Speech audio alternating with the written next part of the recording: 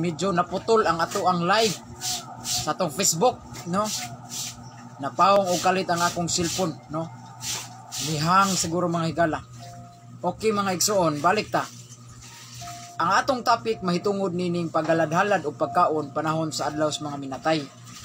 Kung kini sala ba siya?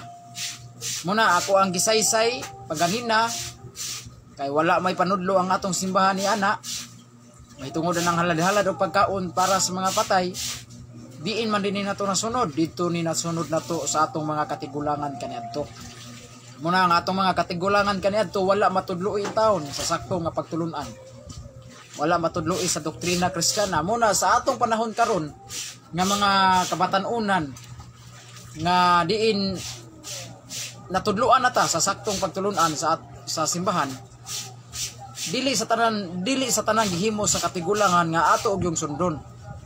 Dunay mga gipanghimo sa mga katigulangan nga medyo mahasupak sa panudlo sa simbahan o sa Biblia dapat nato nang isalikway. Kay bisag ato patong mga katigulangan kaniadto mas mulabaw man gyud ang balaang Biblia, mas mulabaw man gyud ang Biblia kaysa tao.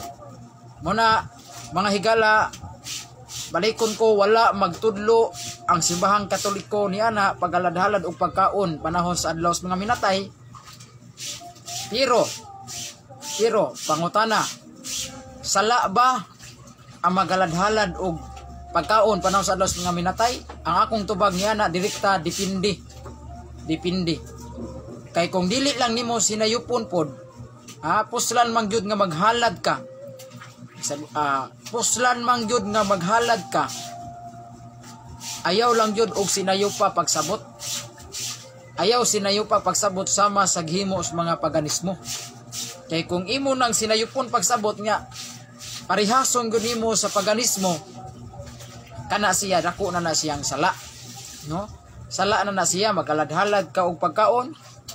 Nga nigalad-halad nimo pagkaon imong sangpit-sangpiton tong mga patay. Nga dugay na nga nangamatay imong sangpit-sangpiton.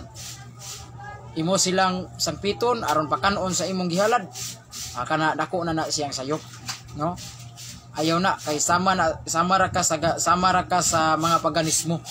Maghalad-halad pagkaon dito sa kamaisan, maghalad-halad pagkaon ngadto sa mga langob, magsangpit-sangpit anang mga patay. Mao na nga sakyan na si Yawa. Ang daotang espiritu mo sakay ni ana. Mao na mayawaan ka. Ang yawa hinuon makaintra na sa imong kinabuhi. Mao na nga kung maghalad lang ka, puslan man maghalad ka, ay lang sinayo pa. Di na siya sala. Pero kung imong sinayupon pagsabot, sama sa gi-practice mga pagano, aw ka na mo'y sala. Muna nga akong tubag direkta sa mong pangutana, sala ba?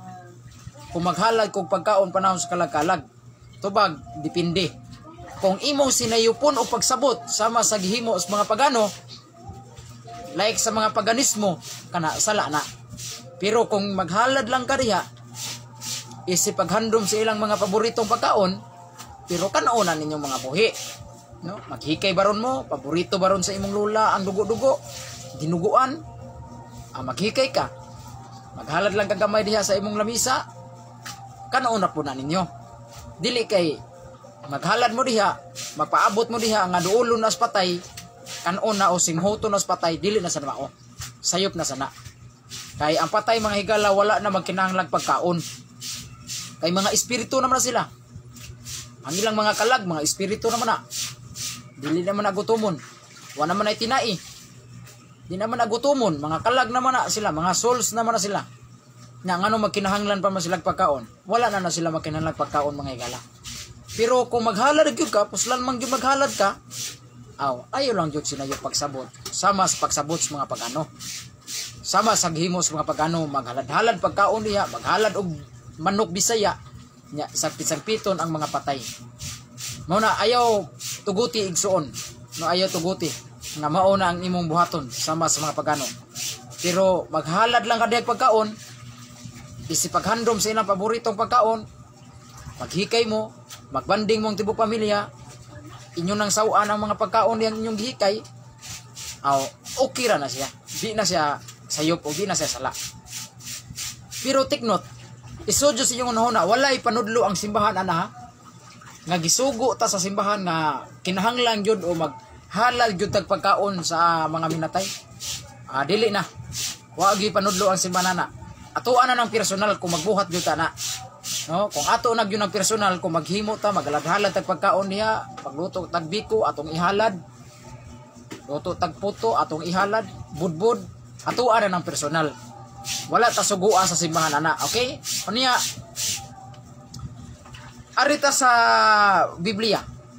Sa Biblia mga higala, wala usab na gidili ang paghalad o pagkaon sa minatay. O ang mga pagkaon dadto na to sa sementeryo atong ihalad dito sa ilang lubnganan. Wala na idili sa Biblia. Pero ayaw lagi sinayo palag sabot. Di ta magdag pagkaon dito sa lubnganan aron sabto na to nga mukaon ang patay o manimhot ang patay sa atong gikaon sa pagkaon nga giluto na to. Dili na mao. Di na to sinayupon ha. Ato lang gihikay ang paborito nilang pagkaon kay isi paborito nila nga pagkaon. Pero ipakaon na po na nga tos mga manguhaay kandila ha sa mga manabtan. Kana kung dili sila hugawan. Pero kung hugawan sila ipakaon lang po na nga tos mga iro. Ihalad ko na mas lubnganan, mabugan na diha. Daghan ba mga agi diha mga managkutay. Mabugan. Uban hugawan naman, di naman ginamukaon. Aka na okay ra. Ipakaon na nga tos mga mananap nga naa sa sementeryo. Pero naay mga bata sa sementeryo, pwede ninyo ipakaon na. Mukaon mga bata diha manguhaag kandila. Mukaon mo na sila, mga manabtan ba ron. Okay ra mga higala. Ayaw lang yun yung sinayo pa. Pero aritas Biblia. Sayop ba ang paghalad o pagkaon para sa mga minatay? Para sa mga minatay, tubag wala moingon ang Biblia sayop. Gani ang Biblia nagsulti niya na kung dunay usa ka tawo nga mamatay, hikayig pagkaon og halarig pagkaon ang iyang lubnganan. Wa po day dili ang paghalad pagkaon ngadto sa iyang lubnganan. Kay lubnganan mini patay gyud. Moingon kag lubnganan na minatay gyud na. Naagi minatay diha. Kung sige nga sa Biblia, halarig pagkaon ang iyang lubnganan. Mao na mga higala nga wala mingon ang Biblia nga sayop ang paghalad o pagkaon. Wa mingon Biblia niya na. Hinuon ang Biblia niya na ni suporta nga halarig pagkaon diha sa iyang lubnganan. Atong basahon mga higala no. Naa na mabasa sa Biblia sa Book of Tobit o Tobias. Atong basahon ha.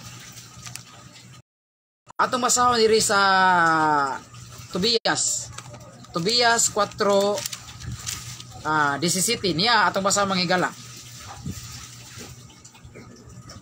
Ihatag ang imong pan ibabaw sa lubong sa mga matarong ug dili sa makasasala.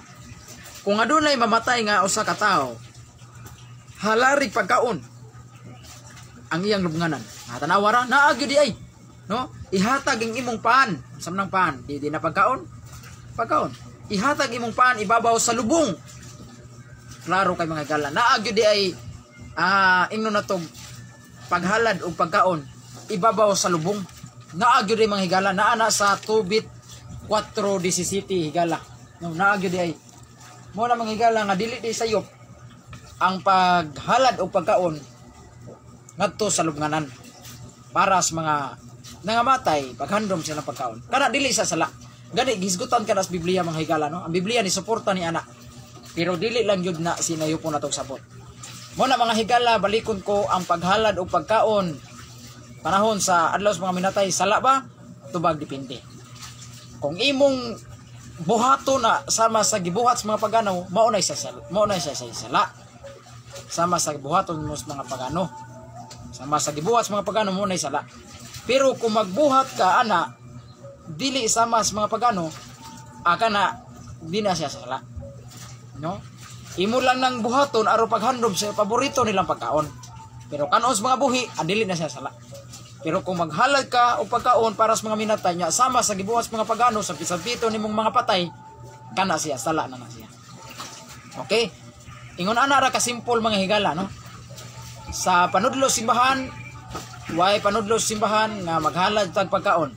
Panahon sa adlaw sa mga minatay ha. Wala magsugo ang simbahan niya na. Natay katikisim diri. Nadiri ang tanang panudlo sa simbahang Katoliko nasa katikisim. Wag yung ko'y nabasa din hinga nanudlo ang simbahan. nga panahon sa Nobyembre 1-2 maghalad tag pagkaon para sa mga minatay. Wa panudlong simbahan niya. Kung maghalad man ganita ato ana ng personal. Wala ta maghalad tungod kay gisugot sa simbahan. Ang gikinahanglan jud sa adlaw, ang gikinahanglan jud sa mga kalag. Labi na gayud sa mga kalag nga naa sa purgatorio. Ang gikinahanglan jud nila igsuon dili ang imong gihalad na pagkaon. Dili ang pagkaon, dili ang lamian nga pagkaon, lamian nga baboy, inasal, humba, dili. Wala na kinahanglan na sa patay. Ang gikinahanglan sa nangamatay mga higala, wa nagyulain kinig yung pagampo na to. Mga pagampo na to para nila. Atong iampo sila mga higala, labi na itong mga kalag na 4 taon sa purgatorio nga undergo pa, no? Undergo pa sa gitawag na to pag-process nga giprocess pa sila nga hinluan sila, no? Katong mga kalag nga nasangit sa purgatorio, mga kalag nga nihapit pa sa purgatorio nga giprocess pa nga limpyuhan pa taon sila.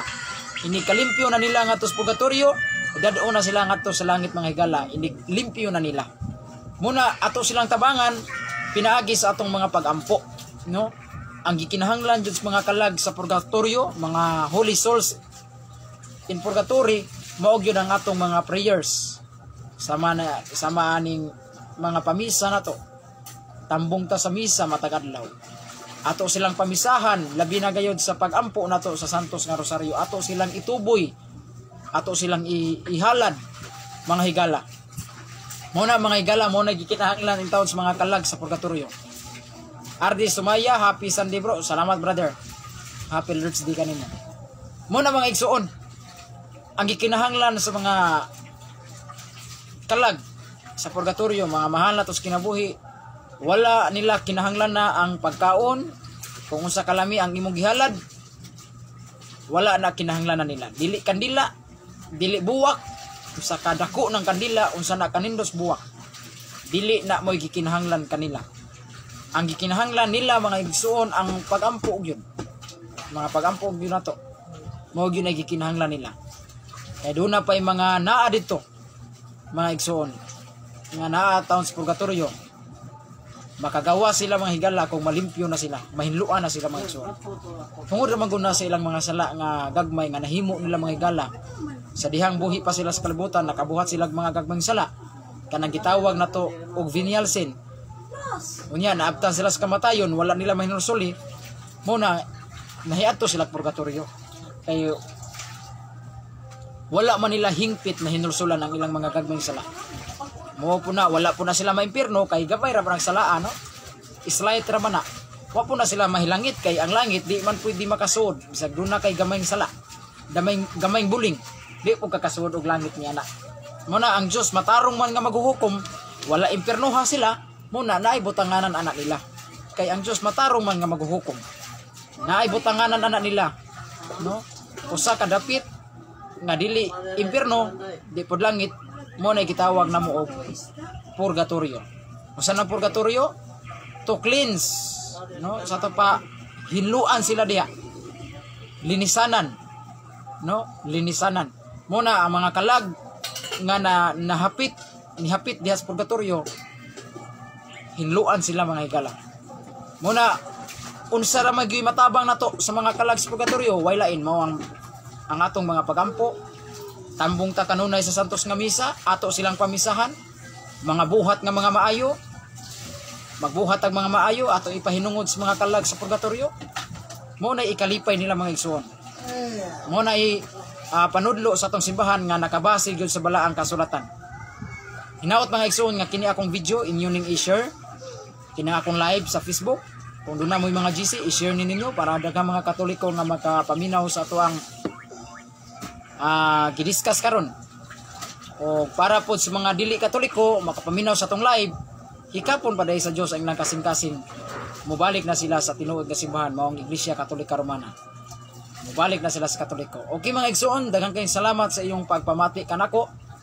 Naot nga duna kamoy makatunan sa gamay nining akong gipaambit karon. Mahitungod sa paghalad sa paghalad og mga pagkaon para sa mga minatay. Sala ba ni siya? Ato na nang gitubag mga igsoon. Hinaot nga daghan kamong naa kamoy nakatunan ining akong gisgutan karon. Base gyud sa panudlo sa simbahan Katoliko og sa balaang kasulatan. Wala ako maghimuhimo niini kini nga istorya, wala ako magagamag istorya, ako magagamag sugilanon.